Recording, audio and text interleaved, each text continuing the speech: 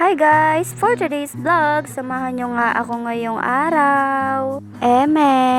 For today's ganap nga, aalis ang babae na to. At wala namang iba kung hindi sa school lamang. Yes po, may pasok po pala kami ngayong araw. At hindi na nga nagpaligoy-ligoy pa ang babae na to, bumangon na nga sa higaan niya. At niligpit ko na pala ang pinaghigaan ko para naman makapagilamos na.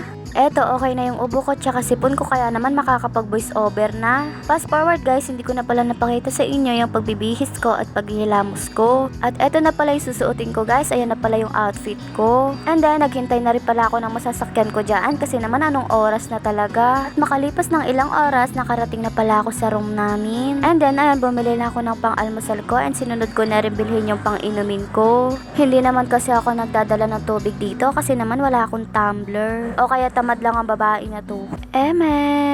At kung napapansin nyo, ayan na pala yung mom namin, yung naka-green. At eto, nagpapakit lang kami kasama nitong kaklasiko. At kaya naman nagugulat siya at nahihiya siya, kaya naman natatawa ako. At ayan, nakakit na pala si mom at binigay niya na pala agad sa amin yung pagpipilaapan namin. Fast forward, alas 12 na pala sa mga oras na to, kaya naman pinauwi na kami ni mom. At tapos na rin pala kami sa ginagawa namin pagpipilap kanina. Kaya naman pinauwi na pala kami ni mom dyan. At eto, nakarating na pala kami sa bus at nagbabayad na ako. Eto, pagka-uwi ko sa bahay, kumain na pala kami dyan at patapos na pala kami, hindi ko lang nabidyohan. Ewan ko ba, makakalimutin na ang tao na to.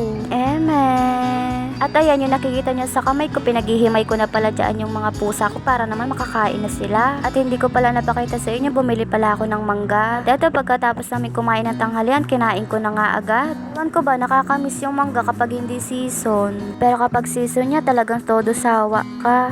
At napakapula talaga ng mukha ko kasi naman nagre-rejuve ang tao na to. At napakatirik talaga ng araw kanina. Kanina naglalakad kami papuntang bus. Sayang ang skincare, 'di ba? Sana all may skincare.